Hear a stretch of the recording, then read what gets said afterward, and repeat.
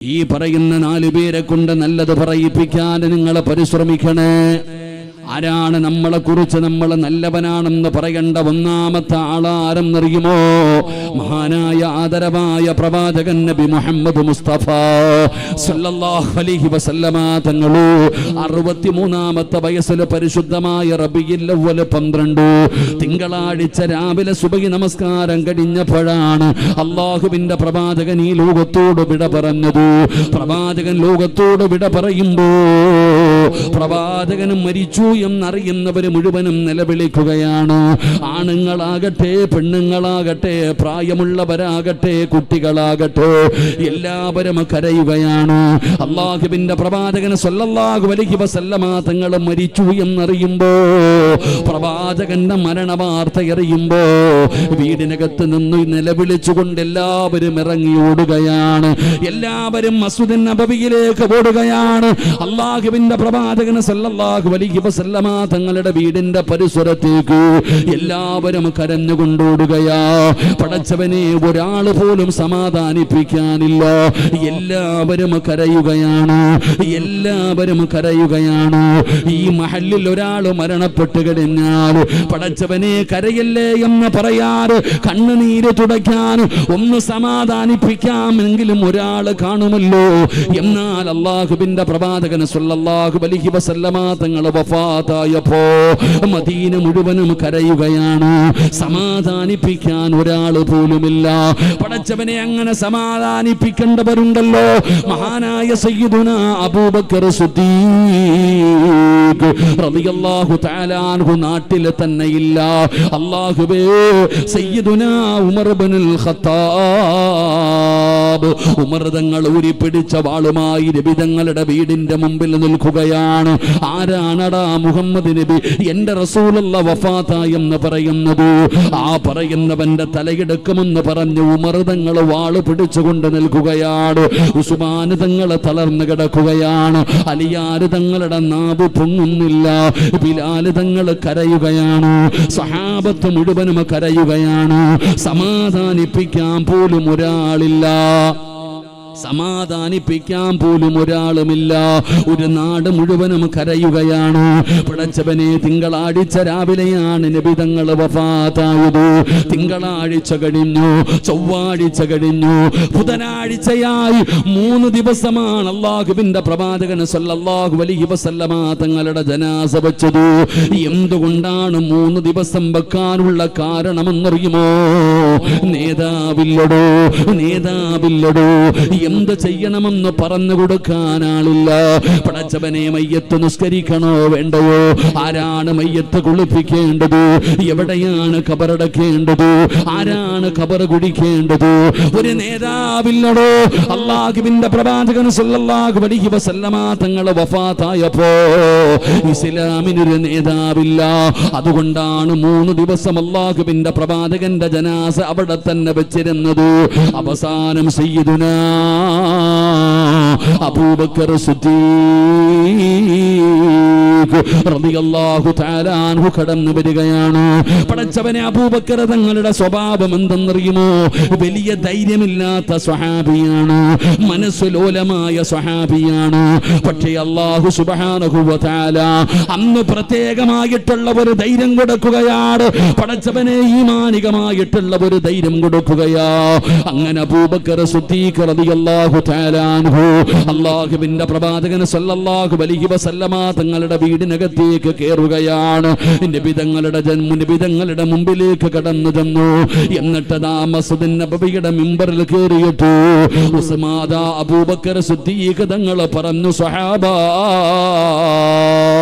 അല്ലാഹുവിന്റെ പ്രവാചകൻ ലോകത്തോട് വിട പറഞ്ഞിരിക്കുകയാ. അല്ലാഹുവിന്റെ പ്രവാചകൻ ലോകത്തോട് വിട പറഞ്ഞിരിക്കുകയാ. പടച്ചവനെ, അങ്ങനെ പ്രവാചകന്റെ മരണം അവിടെ നിന്ന് പ്രഖ്യാപിക്കുകയാണ്. അല്ലാഹ് അല്ലാഹുവിന്റെ പ്രവാചകന്റെ ജനാസ കുളിപ്പിക്കുകയാ. പടച്ചവനെ, ഒരു പ്രവാചകൻ മരണപ്പെട്ടാൽ ആ മരണപ്പെട്ട സ്ഥലത്ത് തന്നെയാണ് ഖബറടക്കേണ്ടത്. ആ പ്രവാചകന്റെ വീടിനകത്ത് തന്നെ ഖബർ കുഴിക്കുകയാണ്. പടച്ചവനെ, പ്രവാചകന്മാരുടെ മയ്യത്ത് ഇമാമത്ത് നിൽക്കാൻ പാടില്ല. എല്ലാവരും സ്വന്തമാണ് നിസ്കരിക്കേണ്ടത്. പ്രവാചകന്റെ ജനാസയ്ക്ക് സ്വന്തമായി എല്ലാവരും നിസ്കരിച്ചു. അവസാനം തിങ്കളാഴ്ച, ചൊവ്വാഴ്ച, ബുധനാഴ്ച രാത്രിയായപ്പോ അല്ലാഹുവിന്റെ പ്രവാചകൻ സ്വല്ലല്ലാഹു അലൈഹി വസല്ലമ തങ്ങളുടെ സറഫാക്കപ്പെട്ട ശരീരമുണ്ടല്ലോ, അതാ പടച്ചവനെ ഖബറടക്കുകയാണ്. പ്രവാചകന്റെ ജനാസ ഖബറടക്കി. ഇസ്ലാമിന്റെ ഒന്നാമത്തെ ഖലീഫയായി, നേതാവായി സയ്യിദുനാ അബൂബക്കർ സിദ്ദീഖ് റളിയല്ലാഹു തആല അൻഹു ഇസ്ലാമിന്റെ ഒന്നാമത്തെ ഖലീഫയായി, നേതാവായി അധികാരമേൽക്കുകയാണ്. അവിടുന്ന് ഭരണം നടത്തുകയാണ്. 2 വർഷവും 3 മാസവും 2 വർഷവും 3 മാസവും അബൂബക്കർ സിദ്ദീഖ് റളിയല്ലാഹു തആല അൻഹു ഇസ്ലാമിന്റെ ഖലീഫയായിരിക്കുകയാണ്. പടച്ചവനെ, ഭരണം നടത്തിക്കൊണ്ടിരിക്കുമ്പോ അബൂബക്കർ സിദ്ദീഖ് തങ്ങൾക്കൊരു കാര്യം മനസ്സിലായി. തന്റെ മരണമെടുത്തെന്ന് പടച്ചവനെ, അബൂബക്കർ സിദ്ദീഖ് തങ്ങൾ ചിന്തിച്ചു, ഇനി ഒരു നേതാവ് വേണമല്ലോ. ഞാൻ മരണപ്പെട്ട് കഴിഞ്ഞാൽ രണ്ടാമതൊരു നേതാവ് വേണമല്ലോ. പടച്ചവനെ, ഞാൻ മരിക്കുന്നതിന് മുമ്പേ ഒരു നേതാവിനെ തെരഞ്ഞെടുക്കണമല്ലോ. ഇല്ലെങ്കിൽ പ്രവാചകന്റെ ജനാസ വെക്കാനുള്ള കാരണം നേതാവില്ലാത്തത് കൊണ്ടാ. അതുകൊണ്ട് എനിക്ക് മരിക്കുന്നതിന് മുമ്പ് ഒരു ഉത്തമനായ, ഒരു യോഗ്യനായ ഒരു മനുഷ്യന്റെ കയ്യിൽ അധികാരം കൊടുക്കണമല്ലോ. അബൂബക്കർ സിദ്ദീഖ് തങ്ങൾ ചിന്തിച്ചു ഒരാളെ തെരഞ്ഞെടുക്കാൻ. അങ്ങനെ അബൂബക്കർ തങ്ങളെ തെരഞ്ഞെടുത്തത് ആരെയെന്നറിയുമോ? സയ്യിദുനാ ഉമർ ഇബ്നുൽ ഖത്താബ് റളിയല്ലാഹു തആല അൻഹു ഇസ്ലാമിന്റെ ഖലീഫയാക്കാൻ തീരുമാനിക്കുകയാണ്. പടച്ചവനെ, ഉമർ നല്ലവനാണ്. അബൂബക്കർ സിദ്ദീഖ് തങ്ങൾ ചിന്തിച്ചു, ഉമർ നല്ലവനാണ്. പരസ്യമായി നോക്കിക്കഴിഞ്ഞാൽ ഉമർ നല്ല ഒരു മനുഷ്യനാണ്. എനിക്ക് ഉമറിനെ വലിയ പരിചയമില്ല. സാധാരണ കാണുന്നത് പോലെ എപ്പോഴും പള്ളിയിലും അവിടെയും ഇവിടെയും കാണാറുണ്ട്. പരസ്യമായി നോക്കിയാൽ ഉമർ നല്ലവനാണ്. എന്നാൽ രഹസ്യമായ ജീവിതത്തിൽ ഉമർ നല്ലവനാണോ? എനിക്കറിയില്ലല്ലോ. രഹസ്യമായ ജീവിതത്തിൽ ഉമറിന്റെ സ്വഭാവം എന്താണ്? എനിക്കറിയില്ലല്ലോ. പടച്ചവനെ, അള്ളാനെ പേടിയില്ലാത്തവനാണെങ്കിൽ, രഹസ്യമായ ജീവിതത്തിൽ നല്ലവനല്ലെങ്കിൽ എങ്ങനെയാണ് അധികാരം കൊടുക്കുന്നത്? അതുകൊണ്ട് ഈ ഉമറിനെ കുറിച്ച് അറിയണമല്ലോ, ഈ ഉമറിനെ കുറിച്ച് പഠിക്കണമല്ലോ, ഈ ഉമറിന്റെ സ്വഭാവം എന്താണെന്ന് അറിയണമല്ലോ. അതിനെന്ത് ചെയ്തെന്നറിയുമോ? മഹാനായ സയ്യിദുനാ ഉസ്മാൻ ഇബ്നു അഫ്ഫാൻ, ഉസ്മാൻ റളിയല്ലാഹു തആല അൻഹുവിനെ വിളിക്കുകയാണ്. ഉസ്മാൻ എന്ന് പറയുന്ന സ്വഹാബിയെ വിളിക്കുകയാണ്. എന്തിനാണ് ഉസ്മാനിനെ വിളിച്ചതെന്നറിയുമോ? ഈ ഉസ്മാൻ തങ്ങളും ഈ ഉമർ തങ്ങളും രണ്ടുപേരും ഫ്രണ്ട്സുകളാണ്. ഈ ഉമർ തങ്ങളും ഉസ്മാൻ തങ്ങളും കൂട്ടുകാരാണ്. ഇവർ രണ്ടുപേരും എപ്പോഴും ഒരുമിച്ചാണ് നടക്കുന്നത്. ഇവർ രണ്ടുപേരും ചങ്ങാതിമാരാണ്. ഒരു കൂട്ടുകാരനെ കുറിച്ച് അറിയണമെങ്കിൽ കൂട്ടുകാരനോട് ചോദിച്ചാലല്ലേ അറിയുകയുള്ളൂ. അതുകൊണ്ട് ഉസ്മാൻ തങ്ങളോട് പറഞ്ഞു, ഉസ്മാൻ, എന്റെ മരണമെടുക്കുന്ന ഉസ്മാൻ അധികാരം ഉമറിന് കൊടുക്കാൻ ആഗ്രഹിക്കുകയാണ്. എനിക്ക് പരസ്യമായി നോക്കിയാൽ ഉമർ നല്ലവനാണെന്ന് എനിക്കറിയാം. രഹസ്യമായ ജീവിതത്തിൽ ഉമറിന്റെ സ്വഭാവം എനിക്കറിയില്ല. നിനക്കറിയാ. നീ കൂടെ നടക്കുന്നവനാണ്, നീ ഉമറിന്റെ കൂട്ടുകാരനാണ്. അതുകൊണ്ട് ഉസ്മാനെ, അഖ്ബിർനീ അൻ ഉമർ ഇബ്നുൽ ഖത്താബ് സ്വഭാബ്, ഉമറിന്റെ സ്വഭാവം എന്താണെന്ന് നീ എനിക്കൊന്ന് പറഞ്ഞു തരുമോ? നിന്റെ കൂട്ടുകാരന്റെ സ്വഭാവം എന്താണെന്ന് എന്നോടൊന്ന് പറഞ്ഞു തരുമോ? അബൂബക്കർ സിദ്ദീഖ് തങ്ങൾ ചോദിക്കുമ്പോ ഉസ്മാൻ തങ്ങൾ പറഞ്ഞ മറുപടി എന്തെന്നറിയുമോ? വല്ലാഹി ഇന്ന സരീറതഹു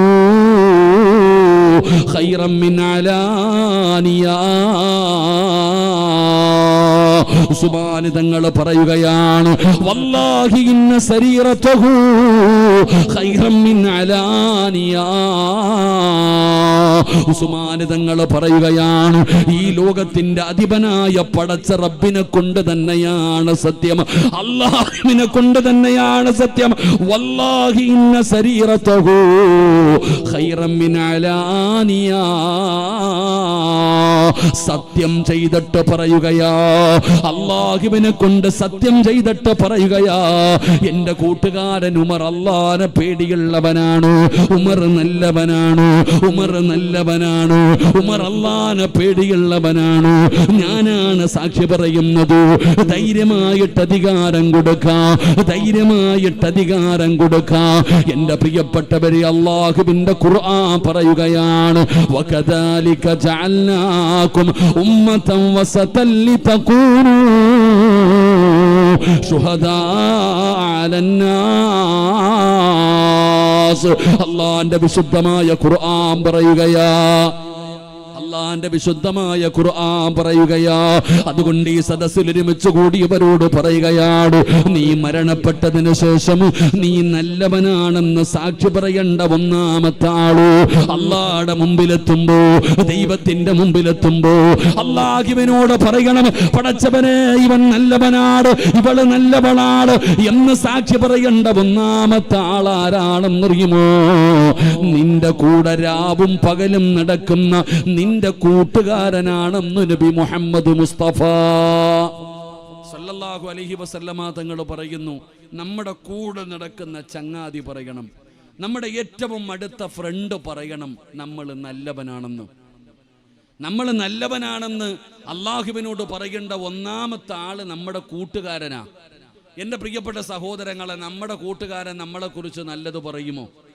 നമ്മുടെ കൂട്ടുകാരൻ അല്ലാഹുവിൻ്റെ മുമ്പിൽ ഇവൻ നല്ലവനായിരുന്നു എന്ന് സാക്ഷി പറയാൻ ഒരു നല്ല കൂട്ടുകാരൻ നമുക്കുണ്ടോ? നമ്മൾ ചിന്തിച്ച് നോക്കിയേ, നമുക്കൊരുപാട് കൂട്ടുകാരുണ്ട്, എൻ്റെ ഫ്രണ്ടാണ്, എൻ്റെ ചങ്കാണെന്നൊക്കെ പറയാറുണ്ട്. ഞാൻ ചോദിക്കട്ടെ, ഈ കൂട്ടുകാരനുമായിട്ട് ഇന്ന് രാത്രി ഒന്ന് പിണങ്ങിക്കേ. നീ നല്ലവനെന്ന് പറയുന്ന ഈ ചങ്ങാതിയുമായി ഇന്ന് രാത്രി നീ എന്തെങ്കിലും ഒരു പ്രശ്നമുണ്ടായി, രണ്ടുപേരും കൂടെ വഴക്കുണ്ടായി പിരിഞ്ഞു. നാളെ അവൻ റോഡിൽ ഇറങ്ങി നിന്നിട്ട് നിന്റെ ചരിത്രം മുഴുവനും വിളിച്ചു പറയും. അല്ലാഹു കാത്തിരക്ഷിക്കുമാറാകട്ടെ. നമ്മുടെ കൂട്ടുകാരതാ. എന്റെ പ്രിയപ്പെട്ട സഹോദരങ്ങളെ, നിന്നെ വീടി വലിക്കാൻ പഠിപ്പിച്ചതാരാ? ഉമ്മാടെ ഗർഭാശയത്തിൽ നിന്ന് വന്നപ്പോ വീടി വലിച്ചിട്ടല്ലോ. നീ എവിടെന്നാ പഠിച്ചത്? നിന്റെ കൂട്ടുകാരനല്ലേ കുറ്റി വീടി എന്നിട്ട് വലിക്കാൻ പറഞ്ഞേ. നിനക്ക് തുളസി പിടി തിന്നാൻ പഠിപ്പിച്ചത്, നിന്നെ സിഗരറ്റ് വലിക്കാൻ പഠിപ്പിച്ചത്, നിന്നെ ബിയർ കുടിക്കാൻ പഠിപ്പിച്ചത്, നിന്നെ ഇന്ന് കഞ്ചാവും മയക്കുമരുന്ന് വരെ എത്തിച്ചത്, നിന്നെ സിനിമാ തിയേറ്ററിലേക്ക് കൊണ്ടുപോയത്, നിന്നെ പാപങ്ങൾ ചെയ്യാൻ പഠിപ്പിച്ചത്. എൻ്റെ പ്രിയപ്പെട്ടവരെ, എല്ലാവരും നമ്മുടെ കൂട്ടുകാരാണ്. നമ്മുടെ കൂട്ടുകാർ തന്നെയാണ് നമ്മളെ ഇതെല്ലാം പഠിപ്പിച്ചത്. എന്നാ നല്ല കൂട്ടുകാരൻ ആരാണെന്നറിയുമോ? ഈ മക്കാമിന്റെ മുമ്പിൽ ഇരിക്കുന്നവരോട് ചോദിക്കട്ടെ, ജീവിതത്തിൽ ഒരിക്കലെങ്കിലും നിന്റെ കൂട്ടുകാരൻ നിന്നോട് ചോദിച്ചിട്ടുണ്ടോ, ഇന്ന് നീ സുബഹി നിസ്കരിച്ചോ എന്ന്, തഹജ്ജുദ് നിസ്കരിച്ചോ എന്ന്, ഒരു പാവപ്പെട്ടവനെ സഹായിച്ചോ എന്ന്, അല്ലാഹുവിന്റെ വിശുദ്ധമായ ഖുർആനിലെ ഒരായത്തെങ്കിലും നീ പാരായണം ചെയ്തോ എന്ന് ജീവിതത്തിൽ ഒരിക്കലെങ്കിലും നമ്മുടെ ഫ്രണ്ട്സ് നമ്മളോട് ചോദിച്ചിട്ടുണ്ടോ? പെങ്ങളെ, കൂട്ടുകാരെന്ന് പറഞ്ഞാൽ ആരാണെന്നറിയുമോ? ഫ്രണ്ട് എന്ന് പറഞ്ഞാൽ ആരാണെന്നറിയുമോ? രണ്ട് കൂട്ടുകാരെ ഞാൻ നിനക്ക് പറഞ്ഞു തരാം, രണ്ട് കൂട്ടുകാരെ നിനക്ക് ഞാൻ പറഞ്ഞു തരാം. പടച്ചവനെ, ഉഹദിന്റെ രണാങ്കണത്തിൽ യുദ്ധം നടക്കുന്നതിന്റെ തലേ ദിവസമുണ്ടല്ലോ, നേരം വെളുത്താൽ ഉഹദിന്റെ രണാങ്കണത്തിലേക്ക് യുദ്ധത്തിന് പോവുകയാണ്. അതാ രാത്രിയായപ്പോ അബ്ദുല്ലാഹ് ഇബ്നു ജഹ്ശ് റളിയല്ലാഹു തആല അൻഹു, ആ ചെറുപ്പക്കാരനായ സ്വഹാബി അതാ തന്റെ കൂട്ടുകാരന്റെ വീട്ടിലേക്ക് കടന്നു ചെല്ലുകയാണ്. പാതിരാത്രിയിൽ തന്റെ കൂട്ടുകാരന്റെ വീട്ടിൽ ചെന്നിട്ട് അവിടെ നിന്ന് വിളിക്കുന്നു, സഅദ് ഇബ്നു അബീ വഖാസ്, ഇറങ്ങി വാടാ സഅദ്, ഇറങ്ങി വാടാ സഅദ്. തന്റെ കൂട്ടുകാരനെ വിളിച്ചിറക്കുകയാണ്. എന്തിനാ? കള്ള് കുടിക്കാനല്ല, കഞ്ചാവ് അടിക്കാനല്ല, രാത്രി 1 മണി വരെ കടത്തിണ്ണയിൽ പോയിരിക്കാനല്ല, പടച്ചവനെ വൃത്തികേടുകൾ ചെയ്യാനല്ല. പാതിരാത്രിയിൽ ചെന്നിട്ട് തന്റെ കൂട്ടുകാരനെ വിളിച്ചിറക്കുകയാണ്. എന്നിട്ട് പറഞ്ഞു ഒളുവെടുക്കാറ്, എന്നിട്ട് പറഞ്ഞു ഒളുവെടുക്കാറ്. പടച്ചവനെ ഒളുവെടുത്തു. 2 കൂട്ടുകാരും കൂടെ ആരാരുമില്ലാത്ത ഒരു ഭാഗത്ത് പോയിരുന്ന് നിസ്കരിക്കുകയാണ്. 2 പേരും നിസ്കാരം കഴിഞ്ഞപ്പോ അബ്ദുല്ലാഹ് ഇബ്നു ജഹ്ശ് തങ്ങൾ പറഞ്ഞു, സഅദ് നേരം വെളുത്ത് കഴിഞ്ഞ നമ്മൾ 2 പേരും രണാങ്കണത്തിലേക്ക് പോവുകയാണ്. ഇനി തിരിച്ചു വരുമോ എന്നറിയില്ല, ഇനി നമ്മൾ കാണുമോ എന്നറിയില്ല. അതുകൊണ്ട് നമ്മൾ 2 പേരും കൂട്ടുകാരാണ്. നിനക്കെന്താണോ വേണ്ടത് നീ അല്ലാഹുവിനോട് ദുആ ചെയ്യൂ, ഞാൻ ആമീൻ പറയാ. എനിക്ക് വേണ്ടത് ഞാൻ അല്ലാഹുവിനോട് ദുആ ചെയ്യാ, നീ ആമീൻ പറയണേ. പടച്ചവനെ സഅദ് ഇബ്നു അബീ വഖാസ് റളിയല്ലാഹു തആല അൻഹു അവിടുന്ന് ദുആ ചെയ്യുന്നു. നാളെ രണാങ്കണത്തിലേക്ക് പോകുമ്പോ എന്നെക്കാളും ആരോഗ്യമുള്ള യോദ്ധാവായ ഒരു നേതാവിനെ വേണം എനിക്ക് എതിരാളിയായി തരാറ്. പടച്ചവനെ എനിക്കവനെ പരാജയപ്പെടുത്തണമല്ല, എനിക്കവനെ പരാജയപ്പെടുത്തണം തമ്പുരാന്. സഅദ് ഇബ്നു അബീ വഖാസ് എന്ന് പറയുന്ന സ്വഹാബി ദുആ ചെയ്യുകയാണ്. അതാ അബ്ദുല്ലാഹ് ഇബ്നു ജഹ്ശ് തങ്ങൾ ആമീൻ പറയുകയാ. ദുആ ചെയ്ത് കഴിഞ്ഞപ്പോ അവിടുന്ന് പറഞ്ഞു, കൂട്ടുകാരാ ഞാൻ ദുആ ചെയ്യാൻ പോകുകയാ, നീ ആമീൻ പറയണു. അതാ സഅദ് ഇബ്നു അബീ വഖാസ് തങ്ങൾ ആമീൻ പറയുകയാ. അബ്ദുല്ലാഹ് ഇബ്നു ജഹ്ശ് തങ്ങൾ ദുആ ചെയ്തു, നാളെ അങ്കണത്തിലേക്ക് പോകുമ്പോ എന്നെക്കാളും ആരോഗ്യമുള്ള, എന്നെക്കാളും യോദ്ധാവായ, പടച്ചവനെ കരുണയില്ലാത്ത ഒരുത്തനെ വേണം എനിക്ക് എതിരാളിയായി തരാറ്. അവന് മനുഷ്യത്വമില്ലാത്തവനായിരിക്കണം തമ്പുരാന്. അവൻ എന്റെ കൈവെട്ടി മുറിക്കണേ തമ്പുരാന്, എന്റെ കാല് മുറിക്കണേ തമ്പുരാന്, എന്റെ മൂക്ക് മുറിക്കണേ തമ്പുരാന്, എന്റെ ചെവി മുറിച്ചെടുത്തിട്ട് യുദ്ധം നടക്കുന്ന രണാങ്കണത്തിൽ അവന് കെട്ടിത്തൂക്കണേ അല്ലാ. പടച്ചവനെ എനിക്ക് ഷഹീദാകാനുള്ള ഭാഗ്യം തരണേ അല്ലാ. ഒരു കൂട്ടുകാരൻ ദുആ ചെയ്യുകയാ. ആമീൻ പറഞ്ഞ് സലാം പറഞ്ഞ് പിരിഞ്ഞടോ. പിറ്റേ ദിവസം ഉഹദിന്റെ രണാങ്കണത്തിൽ യുദ്ധം നടന്നു. യുദ്ധം അവസാനിക്കുമ്പോ സഅദ് ഇബ്നു അബീ വഖാസ് പറഞ്ഞു, അൽഹംദുലില്ലാഹ്, എന്റെ ദുആ സ്വീകരിച്ചല്ലോ. ഏറ്റവും വലിയ നേതാവിനെ ഞാൻ പരാജയപ്പെടുത്തിയല്ലോ. പടച്ചവരെ സന്തോഷമായി. ഇനി അറിയേണ്ടത് ചങ്ങാതിയെ കുറിച്ചാണ്. തന്റെ കൂട്ടുകാരന്റെ പ്രാർത്ഥന അല്ലാഹു സ്വീകരിച്ചു. ഉഹദിന്റെ രണാങ്കണത്തിലൂടെ ഓടുമ്പോ പടച്ചവനെ അതാ മരണത്തോട് മല്ലടിച്ചുകൊണ്ട് കിടക്കുകയാണ്. 2 കൈയും മുറിച്ചു മാറ്റിയിട്ടുണ്ട്, കാല് മുറിച്ചു മാറ്റിയിട്ടുണ്ട്, മൂക്ക് മുറിച്ചെടുത്തിട്ടുണ്ട്.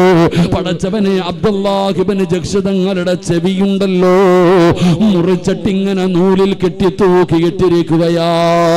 80ഓളം വെട്ടുകൾ ശരീരത്തിലുണ്ട്.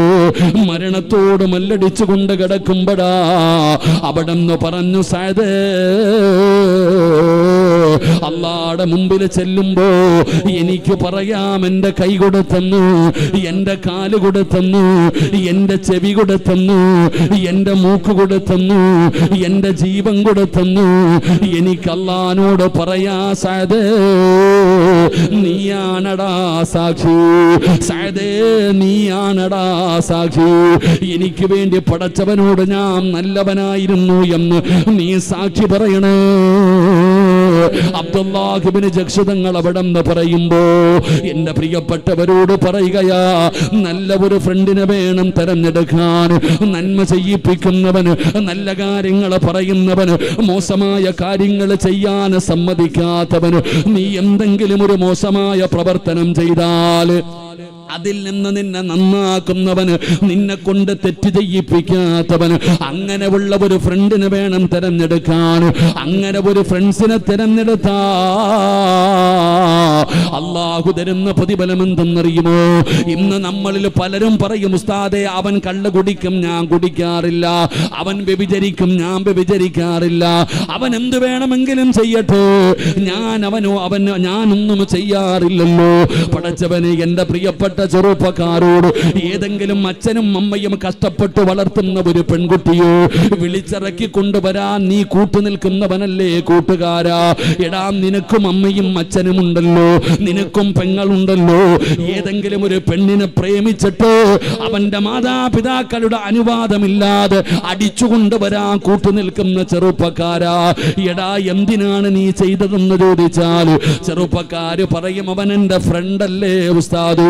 പെങ്ങളെ, കോളേജിലും സ്കൂളിലും പോകുന്ന കൂട്ടുകാരികളെ പഠിപ്പിക്കാറ്, അവൾക്ക് കൂട്ടുനിൽക്കുന്ന, അവൾക്ക് കാവൽ നിൽക്കുന്ന, അവൾക്ക് വേണ്ടി എല്ലാ സപ്പോർട്ടുകളും ചെയ്തു കൊടുക്കുന്ന എന്റെ പ്രിയപ്പെട്ട പെങ്ങള് പറയുന്നത്, അവൾ എന്റെ ഫ്രണ്ടല്ലേ ഉസ്താദ്.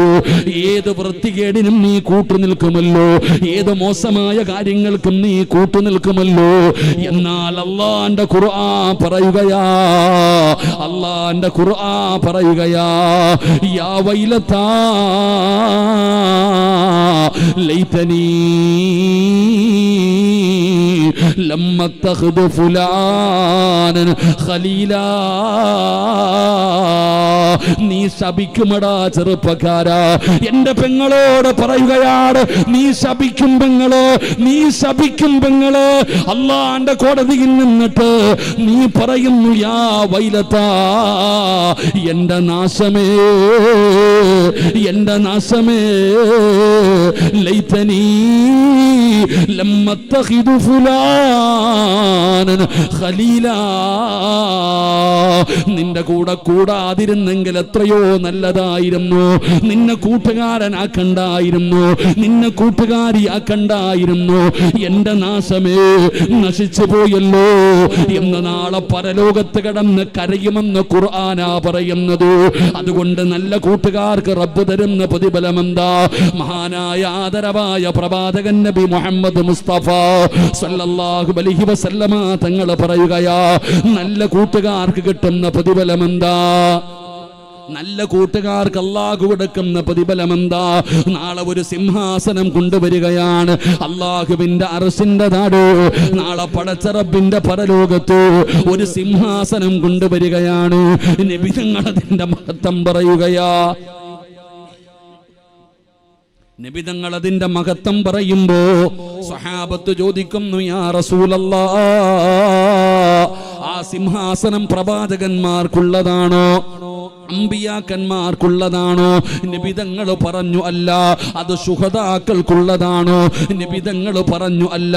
സ്വഹാബാ, 1,24,000 പരം വരുന്ന പ്രവാചകന്മാർ, അവര് കൊതിക്കും ആ സിംഹാസനമെന്ന് കിട്ടാറ്. അള്ളാഹുവിന്റെ ദീനിന് വേണ്ടി ഷഹീദായ ശുഹദാക്കൾ കൊതിക്കും ആ ഇരിപ്പിടമെന്ന് കിട്ടാറ്. അവര് പോലും കൊതിക്കുമെന്ന് പറയുമ്പോ അള്ളാന്റെ റസൂലിനോട് ചോദിക്കുന്നു, നബിയേ, യാ റസൂലല്ലാഹ്, ആർക്കുള്ളതാ നബിയേ? ആ സിംഹാസനം ആർക്കുള്ളതാ നബിയേ? അല്ലാഹുവിന്റെ റസൂല് പറഞ്ഞത് എന്തെന്നറിയുമോ? ഹും ഖൗമുൻ തുഹാബ്ബു ബിറൂഹില്ലാഹ്, അല്ലാഹുവിന് വേണ്ടി സ്നേഹിച്ചവർക്കുള്ളതാ, അല്ലാഹുവിന് വേണ്ടി സ്നേഹിച്ചവർക്കുള്ളതാ. അതുകൊണ്ട് എന്റെ പെങ്ങളോട് പറയുകയാണ്, അല്ലാഹുവിനെ ഭയന്ന് ജീവിക്കുന്ന ഒരു നല്ല കൂട്ടുകാരിയെ തെരഞ്ഞെടുത്താൽ അല്ലാഹു നിനക്ക് തരുന്ന പ്രതിഫലം എന്തെന്നറിയുമോ? ഇസ്രാഫീൽ എന്ന് പറയുന്ന മലക്ക് സൂർ എന്ന് പറയുന്ന കാഹളത്തില് രണ്ടാമത് മൂതുന്ന ഒരു ദിവസമുണ്ടല്ലോ. പള്ളിപ്പറമ്പിൽ 6 അടി മണ്ണിനകത്ത് നിന്ന് എഴുന്നേറ്റ് വരുന്ന ഒരു ദിവസമുണ്ടല്ലോ. പട്ടിയുടെയും പന്നിയുടെയും കഴുതയുടെയും പേപ്പട്ടിയുടെയും നടന്നു വരുന്നവർ, ഇടഞ്ഞു വരുന്നവർ, മുഖത്ത് മാംസമില്ലാത്തവർ, കുഷ്ഠരോഗികളെ പോലെ വരുന്നവർ, മലദ്വാരത്ത് കുടികുത്തി വെച്ച് വരുന്നവർ, ഇതുപോലെ ഉടുതുണിയില്ലാതെ എഴുന്നേറ്റ് വരുന്ന പടച്ചറപ്പിന്റെ പരലോകമുണ്ടല്ലോ. അല്ലാഹ്, പേടിച്ച് വിറച്ചുകൊണ്ട് എഴുന്നേറ്റ് വരുന്ന അള്ളാന്റെ കോടതി കൊണ്ട് ചെറുപ്പക്കാരാ, നീ പറയുന്നത് വല്ലാത്ത ചൂടാണെന്നാ ഉസ്താദേ, വല്ലാത്ത ചൂടാണ്, ശരീരം വിയർക്കുകയാണ്. എപ്പോഴാ പറയുന്നതെന്നറിയുമോ? നിന്റെ തലയുടെ 15 ലക്ഷം കിലോമീറ്റർ മുകളിൽ നിന്നിരുന്ന സൂര്യൻ അസ്തമിച്ചിട്ട് 10 മണിയായപ്പോഴും നീ പറയുന്നത് ചൂടെടുക്കുന്നെന്ന, ശരീരം വിയർക്കുന്നെന്ന.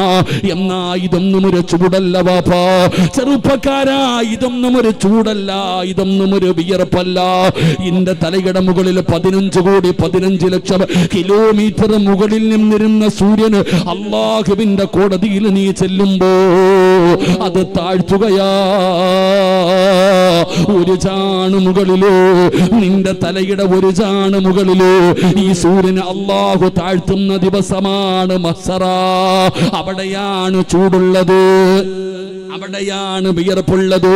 നിന്റെ തലയുടെ ഒരു ചാണ് മുകളിൽ ഈ സൂര്യനെ അല്ലാഹു താഴ്ത്തുന്ന ദിവസമുണ്ടല്ലോ, ചൂടുള്ള നാളുണ്ട്, കിയാമം നാളാ.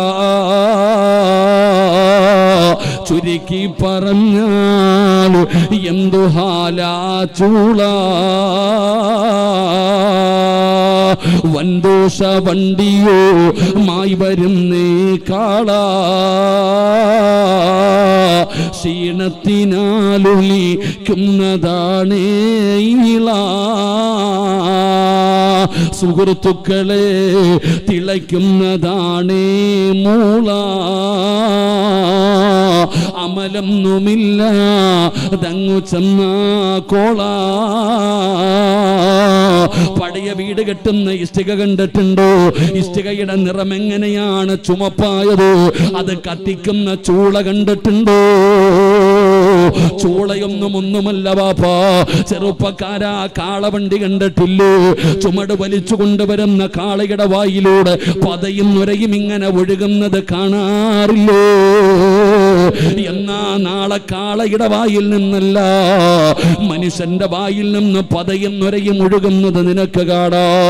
പെങ്ങളെ, ചോറ് വെക്കുന്നവളല്ലോ, കലത്തിനകത്ത് കടന്ന് ചോറ് തിളച്ചു മറിയുമ്പോ അടുപ്പിന്റെ തീ കുറയ്ക്കുന്ന ഉമ്മ, നിന്റെ തലയോട്ടിക്കകത്ത് കിടക്കുന്ന തലച്ചോറ് തിളച്ചിട്ട് മുഖത്തുകൂടെ ഒഴുകുന്ന ദിവസമാണ് മഹ്ശറ.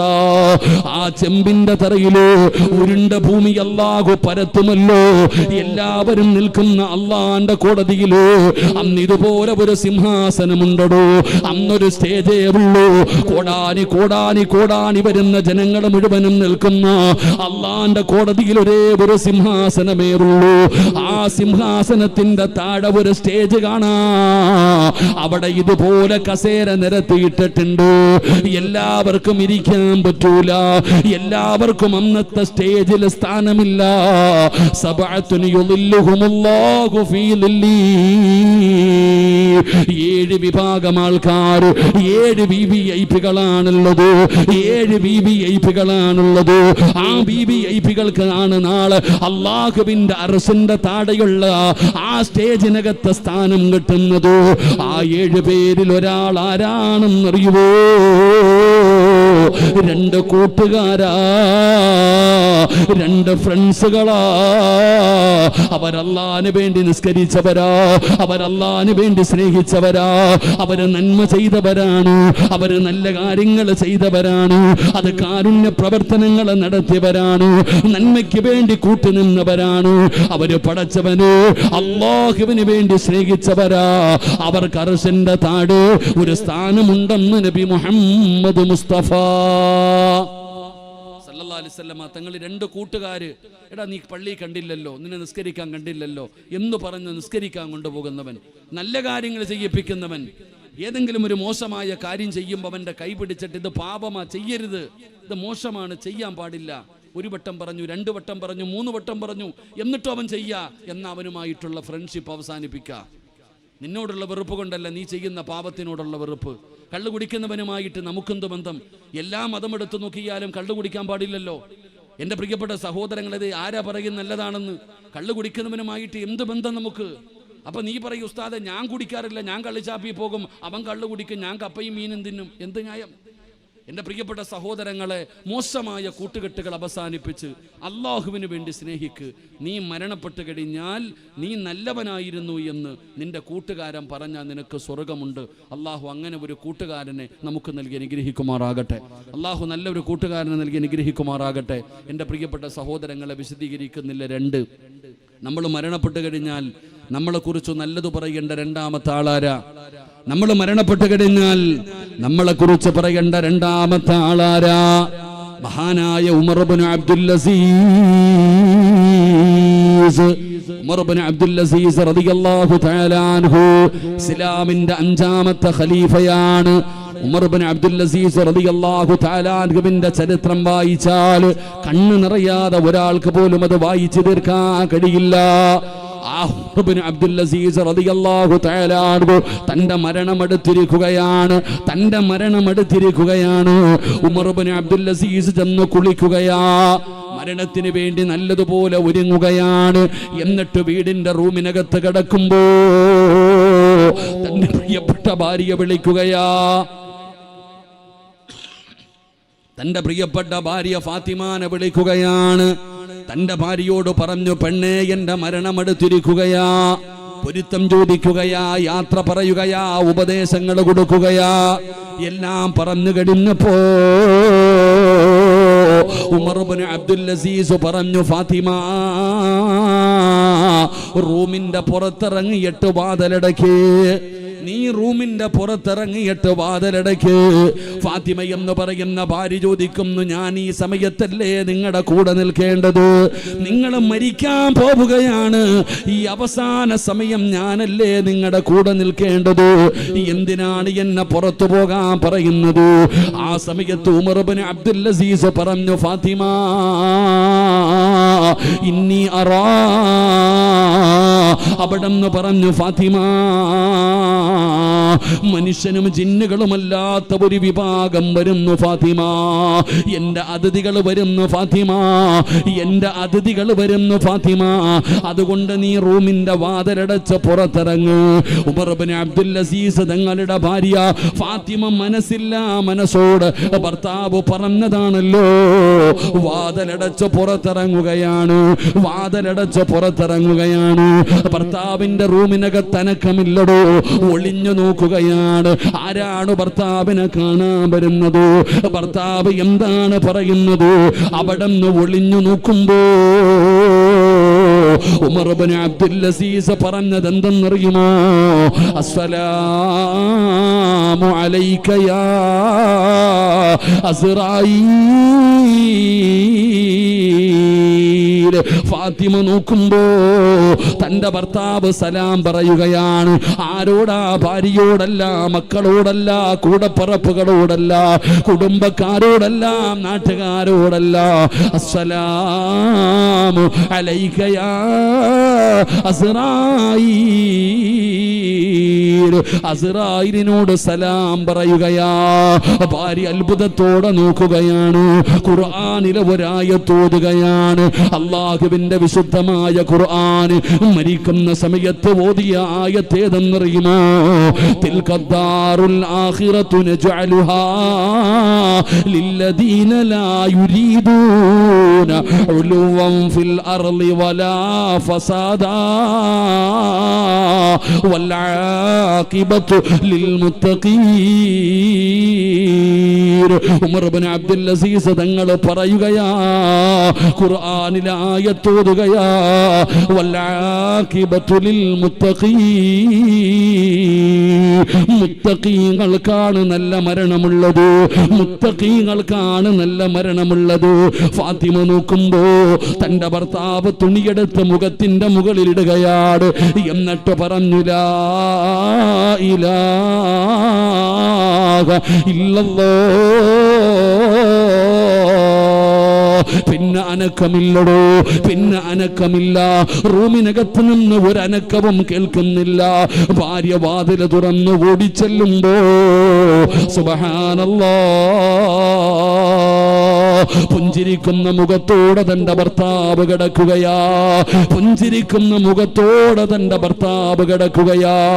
പടച്ചവനെ, ലോകത്തോട് വിട പറഞ്ഞിരിക്കുകയാണ്. ജനങ്ങൾ മുഴുവനും മൂടുകയാണ്. കുടുംബക്കാർ മുഴുവനും മൂടിക്കൂടുകയാണ്. എന്റെ പ്രിയപ്പെട്ടവരെ, എല്ലാവരും വീട്ടിലേക്ക് കടന്നു വന്നു. എല്ലാവരും പറയുന്നു നല്ല മരണമാണ് കൊടുത്തത്. അസ്റായിലിനോട് സലാം പറഞ്ഞു. ഖുർആനിലെ ആയത്തോടി ശഹാദത്ത് കലിമ പറഞ്ഞിട്ടാണ് മരിച്ചത്. എല്ലാവരും നല്ലത് മാത്രം പറയുകയാ. മരണ വീട്ടിൽ വന്നവർ മുഴുവനും നല്ലത് മാത്രം പറയുന്നു. ഉമർ ഇബ്നു അബ്ദുൽ അസീസിന്റെ ശരീരത്തിന് വല്ലാത്ത സുഗന്ധമാ. എല്ലാവരും പറയുന്നു എന്തൊരു സുഗന്ധമാണ്, എന്തൊരു സുഗന്ധമാണ്, മുഖത്തെന്ത് പ്രകാശമാണ്. ചിരിച്ചുകൊണ്ട് കിടക്കുന്നല്ലോ, ഉറങ്ങുന്നവരെ പോലെ കിടക്കുന്നല്ലോ. അവസാനം ഉമർ ഇബ്നു അബ്ദുൽ അസീസ് റളിയല്ലാഹു തആല അവിടത്തെ ജനാസ കൊണ്ടുപോയി നിസ്കരിച്ചിട്ട് കബറടക്കുകയാ. മയ്യത്ത് കബറടക്കി കഴിഞ്ഞപ്പോ ആ പള്ളിയിൽ കൂടിയവർ മുഴുവനും പറയുന്നു നല്ല മരണമാണ് കിട്ടിയത്. ഖുർആൻ ഓതിയിട്ടാണ് മരിച്ചത്. ശഹാദത്ത് കലിമ പറഞ്ഞിട്ടാണ് മരിച്ചത്. അസ്റായിലിനോട് സലാം പറഞ്ഞിട്ടാണ് മരിച്ചത്. എല്ലാവരും പള്ളിയിൽ നിന്നുകൊണ്ട് പറയുകയാ. എന്ത് ചെയ്തെന്നറിയുമോ? ഒരാളും വീട്ടിൽ പോയില്ല, ഒരാൾ പോലും പിരിഞ്ഞു പോയില്ല. എല്ലാവരും ഉമർ ഇബ്നു അബ്ദുൽ അസീസിന്റെ വീട്ടിലേക്ക് തന്നെ തിരിച്ചു പോവുകയാ. ആ മരണ വീട്ടിലേക്ക് തന്നെ എല്ലാവരും തിരിച്ചു ചെന്നു. എന്നിട്ട് വീടിന്റെ വെളിയിൽ ചെന്നിട്ട് അവിടെ നിന്ന് വിളിക്കുന്നു, ഫാത്തിമ, ഫാത്തിമ, നീ സങ്കടത്തിലാണെന്ന് ഞങ്ങൾക്കറിയാ. നിന്റെ ഭർത്താവ് മരിച്ചതിന്റെ വേദനയിലാണെന്ന് ഞങ്ങൾക്കറിയാ. പടച്ചവനെ, നീ ഇദ്ദയിലാണെന്ന് ഞങ്ങൾക്കറിയാ. പിന്നെ എന്തിനാണ് ഫാത്തിമ ഞങ്ങൾ വന്നതെന്നറിയോ? എന്തിനാണ് നിന്നെ വേദനിപ്പിക്കാൻ വന്നതല്ല. പിന്നെ എന്തിനാണ് ഞങ്ങൾ നിന്റെ ഭർത്താവിന്റെ കബറടക്കിയിട്ട് വീണ്ടും ഈ വീട്ടിലേക്ക് ഈ ജനങ്ങൾ മുഴുവനും വന്നതെന്നറിയുമോ ഫാത്തിമ? നിന്റെ ഭർത്താവ് മരിച്ചപ്പോ അസ്റായിലിനോട് സലാം പറഞ്ഞല്ലോ, ഖുർആനിലെ ആയത്തോതിയല്ലോ, ശഹാദത്ത് കലിമ പറഞ്ഞല്ലോ. നിന്റെ ഭർത്താവിന്റെ മുഖത്ത് പ്രകാശമായിരുന്നു ഫാത്തിമ. പുഞ്ചിരിച്ചുകൊണ്ടാണ് നിന്റെ ഭർത്താവ് കടന്നത്. നിന്റെ ഭർത്താവിന്റെ ശരീരം മുഴുവനും സുഗന്ധമായിരുന്നു ഫാത്തിമ. എല്ലാവരും നിന്റെ ഭർത്താവിനെ കുറിച്ച് നല്ലതാണ് പറയുന്നത്. അതുകൊണ്ട് ഫാത്തിമ, ഞങ്ങൾക്കും അതുപോലെ ഒരു മരണം വേണം ഫാത്തിമ. ഞങ്ങൾക്കും ഇതുപോലെ നിന്റെ ഭർത്താവിന് അല്ലാഹു കൊടുത്തതുപോലെ ഒരു നല്ല മരണം ഞങ്ങൾക്കും വേണം ഫാത്തിമ. അതുകൊണ്ട് നിന്റെ ഭർത്താവ് ചെയ്ത നന്മ എന്താ? നിന്റെ ഭർത്താവിന് അല്ലാഹു ഇങ്ങനെ ഒരു മരണം കൊടുക്കാൻ ആ മനുഷ്യൻ തന്റെ ജീവിതത്തിൽ ചെയ്ത നന്മ എന്താണെന്നൊന്ന് പറഞ്ഞതാ. അതിനു വേണ്ടിയാണ് ഈ നാട് മുഴുവനും നിന്റെ വീടിന്റെ മുറ്റത്ത് വന്ന് നിൽക്കുന്നത്. ഫാത്തിമ പറഞ്ഞ മറുപടി എന്തെന്നറിയുമോ? ഫാത്തിമ പറഞ്ഞ മറുപടി എന്തെന്നറിയുമോ? മകാന ഉമർ ഇബ്നു അബ്ദുൽ അസീസ് അവിടെന്ന് പറയുന്ന ഖുസറിൽ നിന്നാസി സ്വലാത്തൻ വലാ സിയാമാ. എന്റെ ഭർത്താവ് ഒരുപാട് നിസ്കരിക്കുന്ന മനുഷ്യനായിരുന്നു, ഒരുപാട് നോമ്പ് പിടിക്കുന്ന മനുഷ്യനായിരുന്നു, ഒരുപാട് നന്മ ചെയ്യുന്ന മനുഷ്യനായിരുന്നു. എന്നൊന്നും ഞാൻ പറയൂല, എന്നൊന്നും ഞാൻ പറയൂല. ജനങ്ങളിൽ ഏറ്റവും കൂടുതൽ നിസ്കരിക്കുന്നത് എന്റെ ഭർത്താവായിരുന്നു, ഏറ്റവും കൂടുതൽ നോമ്പ് പിടിക്കുന്നത് എന്റെ ഭർത്താവായിരുന്നു, ഏറ്റവും കൂടുതൽ നന്മ ചെയ്യുന്നത് എന്റെ ഭർത്താവായിരുന്നു എന്നെന്നും ഞാൻ പറയൂല. പക്ഷേ എന്റെ ഭർത്താവിന് അല്ലാഹു ഒരു നല്ല മരണം കൊടുക്കാൻ ഒരേ ഒരു കാരണമേ ഉള്ളൂ, ഒരേ ഒരു കാരണമേ ഉള്ളൂ. ലാകിൻ വല്ലാഹി മാ റഅയ്തു അഹദൻ അഖ്വഫ ലില്ലാഹ്.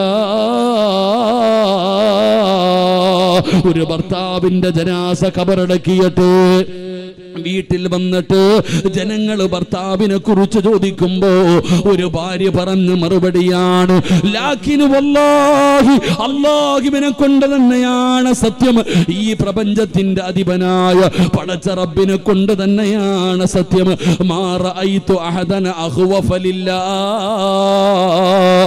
എന്റെ ജീവിതത്തിൽ ഇന്ന് വരെ ഞാൻ കണ്ടിട്ടില്ല, എന്റെ ജീവിതത്തിൽ ഇന്ന് വരെ ഞാൻ കണ്ടിട്ടില്ല എന്റെ ഭർത്താവിനേക്കാൾ അല്ലാഹുവിനെ പേടിയുള്ള ഒരു മനുഷ്യരോ, എന്റെ ഭർത്താവിനേക്കാൾ അല്ലാഹുവിനെ പേടിയുള്ള ഒരാള് എന്റെ ജീവിതത്തിൽ ഞാൻ ഇന്ന് വരെ കണ്ടിട്ടില്ല. കാരണം അല്ലാഹുവിനെ വല്ലാത്ത പേടിയായിരുന്നു. ഭാര്യ വെറുതെ പറഞ്ഞതല്ല, ഭാര്യ തെളിവ് പറയുകയാ. റുബമാ യദ്കുറുല്ലാഹ ഫിൽ ലൈൽ യദ്കുറുല്ലാഹ സുമ്മ യബ്കി ഹത്താ യുസ്ബിഹ.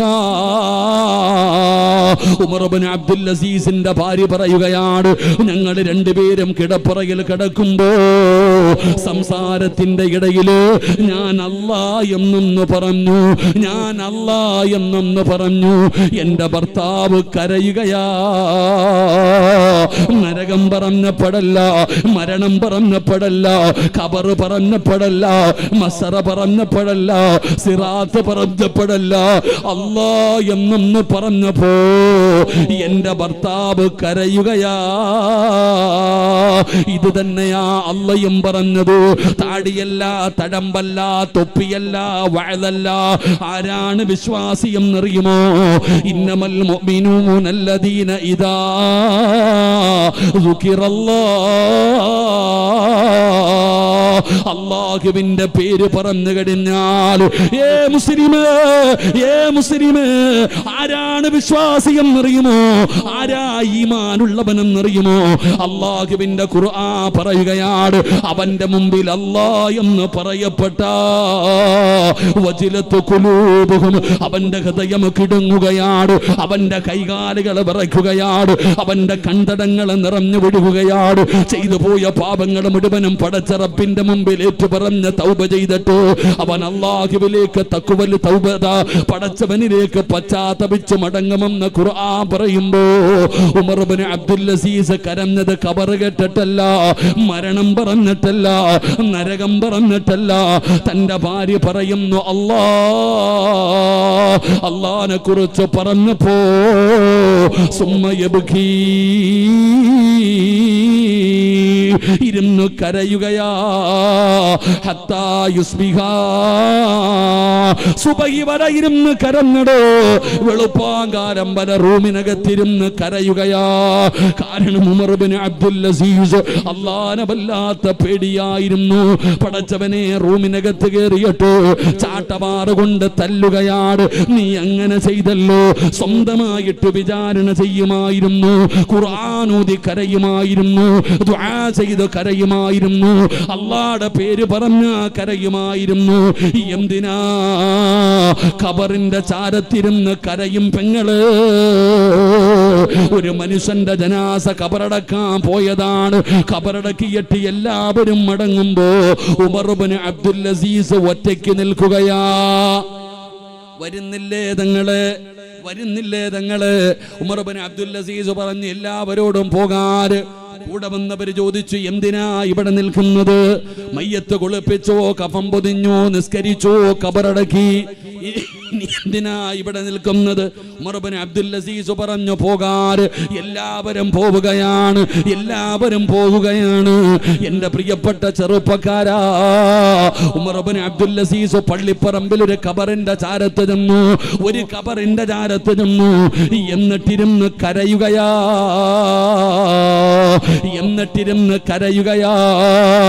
ഒന്നും മിണ്ടുന്നില്ലടോ, ഒരു വാക്കുപോലും മിണ്ടാതെ ഖബറിന്റെ ചാരത്തിരുന്ന് കരയുമ്പോ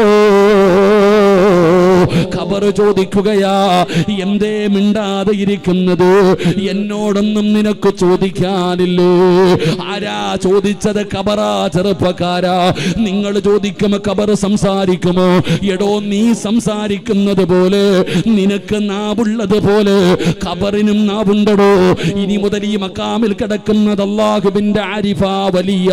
പക്ഷേ ഈ ആണുങ്ങളോടും പെണ്ണുങ്ങളോടും പറയുകയാ, അതിന്റെ പരിസരത്ത് പോകുമ്പോ നീയൊക്കെ സൂക്ഷിക്കണേ. ഈ ഖബറിന്റെ ചാരത്ത് പോകുമ്പോ നിനക്ക് തമാശ പറയാനുള്ള സ്ഥലമല്ല, നിനക്ക് രാഷ്ട്രീയം പറയാനുള്ള സ്ഥലമല്ല. ഈ കാണുന്ന മക്കാമിന്റെ പരിസരത്ത് പോകുമ്പോ നീ സൂക്ഷിക്കണേ, നീ പേടിക്കണേ. ഇത് ഖബറാ സഹോദരാ, ഇത് ഖബറാ സഹോദരാ. ഖബറെന്നു കേട്ടാൽ തൽക്ഷണം ഞെട്ടേണ്ടതാ, കണ്ടാലുടൻ വാ വിട്ടു നീ കരയേണ്ടതാ. മേടയ്ക്കു പകരം മാളമാ സുബ്ഹാനാ, റബ്ബി അതിൽ കിടക്കേണ്ടതാ നസുമാനാ. ഇതൊക്കെ ചിന്തിച്ചു നീ കരയുക സോദരാ, എങ്കിൽ സുറൂറായി നീ കിടക്കും മറുകരാ. ഖബറിനെ കുറിച്ച് പ്രസംഗിക്കുന്നത് കേട്ടാൽ, ഒരാൾ ഖബറിനെ കുറിച്ച് പറയുന്നത് കേട്ടാ പേടിക്കണമെന്നാ.